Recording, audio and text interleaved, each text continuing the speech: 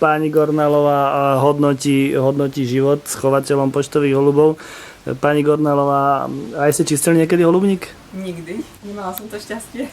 Nemali ste. Tužili ste potom, ale manžel bol stále po ruke, že? Áno, aj deti. Aha, takže Tibor, keď si nemohol, tak zastúpili deti, alebo... Chlapci zastupujú. Ale aj tí boli niekedy malí. Nemohli ešte, nevedeli. Boli... Ale predtým som mal, do roku 2008 som mal holubník inde, kde otec ešte bol mobilný, v pohode, tak on sa mi staral o holuby. Ja som len manažoval vtedy.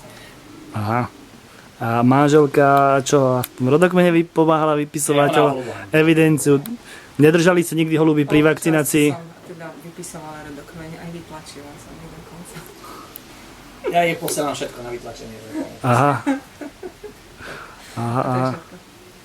No.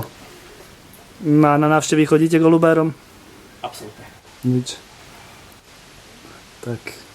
No, takže vidím, že vy to viac menej pozitívne trpíte. Keď to mám tak pekne povedať, že pozitívne to tomu manželovi trpíte.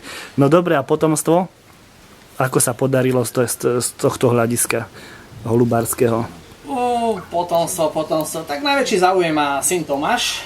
Ten dokonca aj pozná takmer všetky holuby, poznie podľa krúžkov, podľa čísel.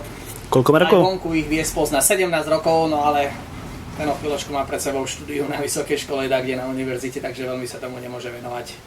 Ale ten plnohodnotne všetko zastupí. Áno. Nakrmi dokonca aj potrenuje vdovcov, všetko sú úplne spodali. Ostatní dvaja chlapci, neveľmi. Takže na 30%, no. Ale čakajú so mnou, aj dcera ešte čaká so mnou. Sú radi, keď vidia z takej obrovskej výšky prisádať, brzdiť.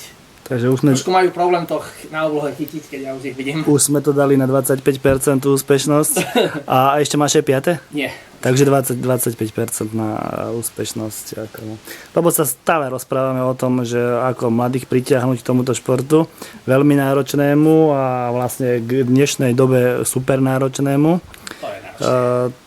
Takže človek sa pýta a rozmýšľa nad tým, ako ich pritiahnuť, a keď zváži to, že túto celý život vlastne pozerali na tie holuby, že to mali stále ako na tácke, akoby na tácke a nič? A nič, tak otázka znie, aká je tá najvhodnejšia metóda? To neviem. Ja som holuby v živote nemal na tacke. Prvý holub došiel v 74. sadol na strechu a vtedy som bol holubár. Nikto predo mnou holuby nikdy nechoval. Takže prišiel k vám domov. Zaletlý holub sadol na strechu. Starší brat, bolo 14 rokov starší, mi urobil malilinký holubníček. Toho holuba som si chytil, doniesol holubičku, odtedy sa tomu venujem. Mal som 9 rokov.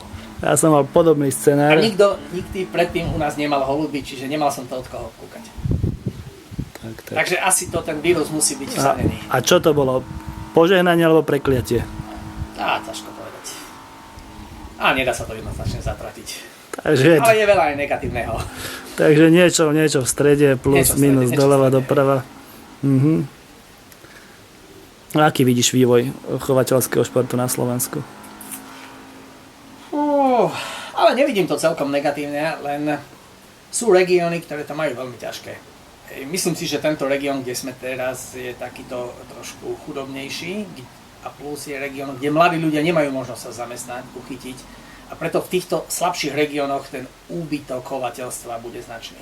Zase sú regióny, keďže som aj členom prezidia a vidím aj chovateľskú základňu a aj myslím, to sa o to aktívne zaujímam. Sú regióny bohatšie, či je to Žilinsko alebo Nitransko, a Bratislavsko, kde x aj celkom slušných a bohatých ľudí do toho holubárstva ide. Čiže budú regióny, ktoré budú upádať a budú regióny, ktoré sa budú zvyšovať, ale určite holubárstvo na Slovensku neupadne.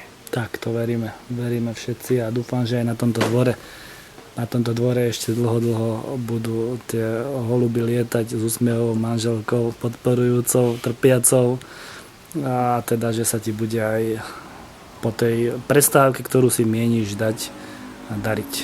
Takže ďakujem pekne za rozhovor.